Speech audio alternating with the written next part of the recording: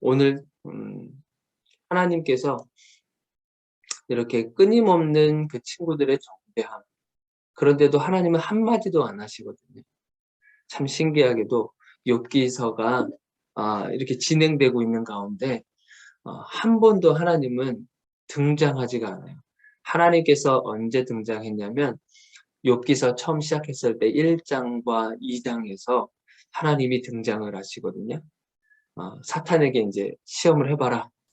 그렇게 하고 시험을 하고, 그런데 3장부터는 하나님이 등장하지 않고 친구들과 그리고 욥과의 그런 의견들을 이렇게 충돌하게 되는 그 장면이 계속 연출이 돼요. 그것이 몇 장까지 가냐면 37장까지 쭉 그 이야기가 진행이 돼요. 그런데 오늘 본문 말씀에 보니까 욥기 38장 이제 시작이 되는 거잖아요. 38장에 드디어 하나님이 나타나시는 거예요.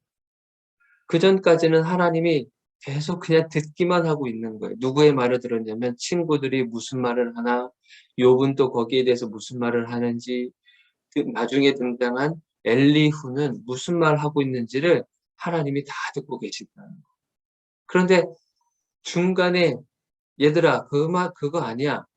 니네들 지금 무슨 소리 하는 거야? 하면서 중간에 탁 튀어나오지 않으세요. 그냥 쭉 지켜보기만 하시는 거예요. 그러다가 오늘 침묵을 하나님께서 깨시고 처음으로 이제 다시 등장하는. 하나님은요, 우리가 생각할 때 하나님은 어디 계신가? 내가 하소연하고 내가 힘들고 어려울 때 하나님은 과연 살아계신가? 하나님은 어디 계신데 내 소리를 듣고 계신가? 이렇게 생각할 때가 있단 말이죠. 그렇지만 하나님은 다 듣고 계시거든요.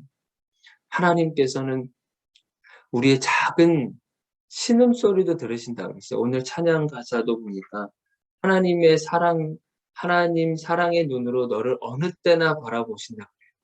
하나님 인자한 귀로 언제나 너에게 귀를 기울이신다.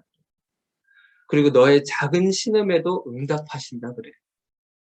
오늘 찬양처럼요. 하나님은요. 계속 보고 계시고 계속 듣고 계시고 그리고 우리의 작은 마음의 소리까지도 하나님이 듣고 계시는 분이 우리 하나님이신 거예요. 우리가 그것을 느끼지 못해서 답답할 때가 너무나 많죠. 그렇지만 하나님은 분명하게 듣고 계십니다. 하나님은 보고 계세요. 여러분들의 마음의 생각과 마음의 소리까지도 여러분들 다 듣고 계십니다. 그러니까 일이 해결이 안 되고 답답하면 계속 몰려온다 그래서 그 속에서 머물지 마시고 계속 하나님을 붙잡으시기를 바라요. 하나님, 하나님, 이 상황 속에 역사하시는 하나님을 저는 믿습니다. 하나님의 때에 이것이 회복되리라 믿습니다. 그 마음을 가지고 이렇게 나아가시기를 바랍니다. 자, 그래서 1절을 한번 보시겠습니까? 1절에 그때 여호와께서 폭풍우 가운데서 욥에게 말씀하여 이르시되, 그렇잖아요. 폭풍우 가운데 나오신대. 하나님이 현현하신 거죠. 하나님이 등장하신 거예요. 자, 2절에 보시니까 무지한 말로 생각을 어둡게 하는 자가 누구냐. 자, 여러분들 이 우리의 생각을 이렇게 조정하고 이렇게 하는 것이 우리의 말로 그렇다는 거예요. 우리의 무지한 말이 생각을 어둡게 만든대요. 우리의 무지한 말로 생각을 어둡게 한다. 그러니까 여러분들 이 뒤집어서 말하면 지혜로운 말, 긍정적인 말, 어떤 살리는 말, 이것이 뭐냐면 생각을 밝게 만든다고 하는 거잖아요. 우리가 말을 어떻게 하느냐에 따라서 우리의 생각이 달라지게 되고 우리가 말을 어떻게 하느냐에 따라서 우리의 인생이 달라지게 됩니다. 그래서 우리 베드로전서 3장 10절에 보면 이런 말씀이 있어요. 제가 읽어드릴게요. 베드로전서 3장 10절. 그러므로 생명을 사랑하고 좋은 날 보기를 원하는 자는 혀를 금하여 악한 말을 그치며 그 입술로 거짓을 말하지 말고. 여러분 좋은 날 보고 싶지 않아요. 슬픈 날보다 좋은 날 보고 싶지 않아요. 날마다 행복하기를 원하기도 하고. 그러면 혀를 금하라고 그래요. 혀. 우리 혀를 금하여 악한 말을 그치래요. 악한 말을 그치라는 거예요. 우리가 행복하지 않은 이유 중에 하나가 바로 여기 있을 수도 있어요. 우리 가정이 왜 행복하지 않을까? 아니면 우리 아이들이 참 이렇게 힘들어하는 이유가 뭘까? 한번 돌아보면 우리가 이 혀를 어떻게 사용하느냐, 그것을 우리가 돌아볼 수 있어요. 우리가 혀를 얼마나 나 자신만 그렇게 힘들게 만드는 것이 아니라 이 입술을 통해서 다른 사람들에게도 힘들고 어려운 상황을 만들어줄 수 있다고 하는 거예요. 우리 입을 정말 잘 사용해야 됩니다. 어, 우리 입술이 어떤 말을 하느냐에 따라서 우리 인생이 달라지듯이 우리 가정이 달라지기를 원하세요? 우리의 상황이 달라지기를 원하세요? 여러분들의 삶의 방식과 여러분들의 삶의 환경이 달라지기를 바라나요? 나의 생각과 마음이 달라지기를 원하고 바라시나요? 여러분들의 입술을 잘 한번 여러분들이 어, 살펴보시기를 바라요. 내가 어떤 말을 하고 있느냐? 내가 살리는 언어를 쓰고 있느냐? 아니면 내가 죽이는 언어를 쓰고 있느냐? 이 입술 하나인데요. 이 입술 하나로 참 사람을 살리기도 하고 사람을 죽이기도 해요. 나는 어떤 입술을 하고 어떤 입술로 어떻게 말을 하고 살아가고 있느냐. 이거는 어, 비단 이 세 친구에게 욥의 세 친구와 욥과 엘리후에게 이것을 말씀하고 있는 것처럼 보이는데 사실 저에게도 포함되어 있어요. 목사인 저에게도 제가 입술을 가지고 이 한 입술을 가지고 하나님을 예배할 때는 찬양하고 또 말씀을 선포하고 하지만 예배가 아닌 일상으로 돌아갔었을 때 내 입술은 과연 어떤 입술로 사용받고 있느냐. 내가 사람들을 만났을 때 살리는 말을 하느냐, 죽이는 말을 하느냐. 그래서 저를 돌아보게 돼요. 그래서 항상 두려운 마음이 있어요. 내 입술 때문에, 내가 한 말 때문에 누군가는 살 수 있고 누군가는 죽을 수도 있겠구나. 참 두렵고 떨리는 말씀이기도 합니다. 2절에 우리가 다 살펴봤듯이 무지한 말로 생각을 어둡게 하는 자가 누구냐. 이 무지한 말은 아까도 말씀드렸지만 욥의 세 친구에게 하는 말이기도 하고 엘리후에게도 한 말씀이기도 하고 욥에게도 한 말씀이기도 해요. 그리고 저와 여러분들에게 하신 말씀이기도 합니다. 자, 우리 4절부터 보면은 하나님에 대해서 구체적으로 말씀하고 계세요. 그전에는 우리가 엘리후가 하나님에 대해서 어떻게 설명하고 있는가 우리가 살펴봤잖아요. 하나님은 세상 만물을 또 창조하실 뿐만 아니라 이러이러한 분이십니다.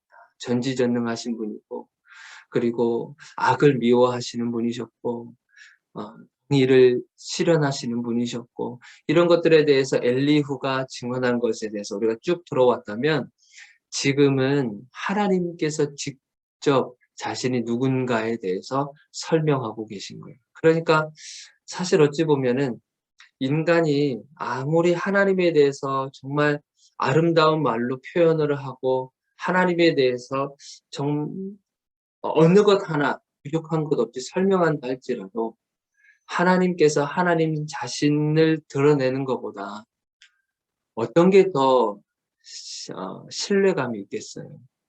하나님께서 직접 하나님에 대해서 말씀하시고 하시는 것이 더 신뢰가 있지 않겠습니까? 이 말씀을 하신 이유가 뭐겠어요? 지금 너희들이 나에 대해서 이렇게 얘기하고 나에 대해서 증언하고 이렇게 했지만 너희들은 하나는 알고 둘은 모르는 거야. 마치 다 알고 있는 것처럼 너희들이 얘기하지만 다 아는 게 아니야. 그러면서 하나님께서 이제 어떻게 보면 말씀해주고 계시는 거죠. 우리가 하나님에 대해서 알고 우리가 하나님에 대해서 경험하고 한 것보다도 더 크고 위대하신 하나님이 계신 거예요. 성경 66권이라 그랬잖아요. 66권에 하나님을 기록했다 할지라도 이것이 하나님을 다 말하는 게 아니에요. 이거보다도 더 크신 성경책에 쓰여진 그 말씀보다도 더 위대하고 크신 분이 우리 하나님이신 거예요. 그러니까 그 하나님에 대해서 설명하고 있는 거예요. 4절부터 보니까 땅에 기초를 놓을 때 네가 어디 있었냐. 하나님께서 하늘과 땅과 그리고 세상에 있는 모든 만물들을 다 짓고 그 가운데에서 질서를 만드신 분이 우리 하나님이신 거거든요. 땅에 기초를 놓을 때 너가 어디 있었냐. 도량법을 누가 정했는지 아냐. 그 줄을 그것에 위에 띄웠는지 네가 아냐. 그리고 새벽별들이 얼마나 노래했는지 하나님의 아들들이 기뻐 노래를 부르고 했었다. 우주를 만드시고 또 세상을 만들었을 때 이런 모습들인 거예요. 그리고 제가 묵상한 것 하나가 있는데 10절을 한번 보시면 10절 한계를 정하여 문빗장을 지르고 이르기를 네가 여기까지 오고 더 넘어가지 못하리니 내 높은 파도가 여기서 그칠지니라. 파도마저도 한계를 정하셨어요.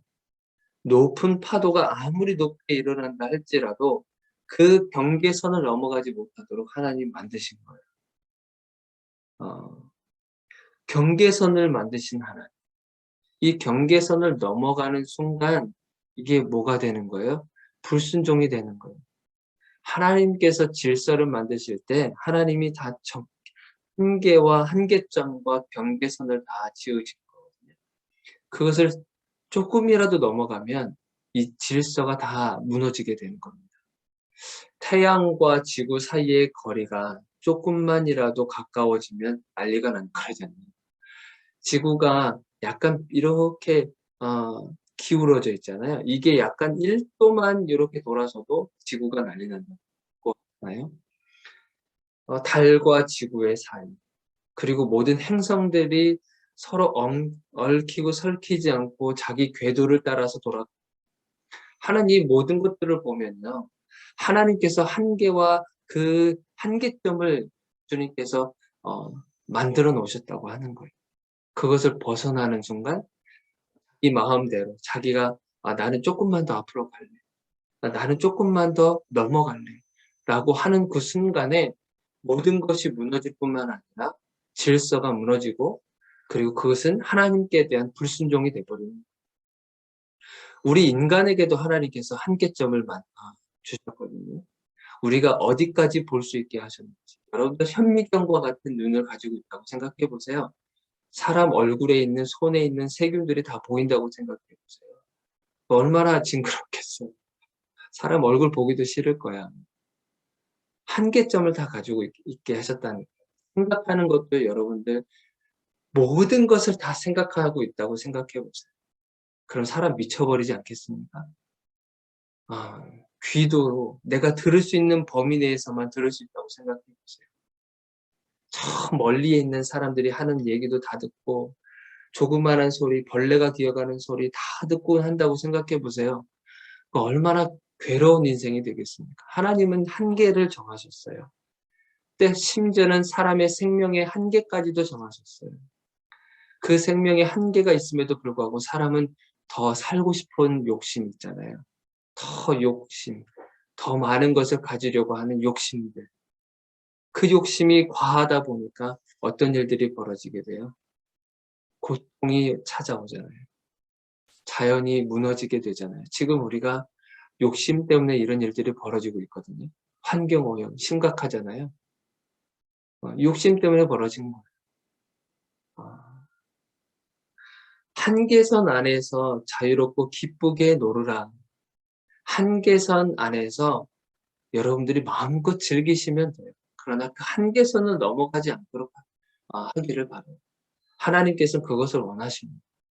여러분들이 오늘 하나님 앞에 기도하실 때 하나님 저에 대한 한계점이 어디까지인가요? 제가 재정에 대한 이런 어려움과 또 하나님께서 부어주신 이런 것들이 있는데 하나님 제가 어디까지 한계를 정하시는 것이 좋겠습니까?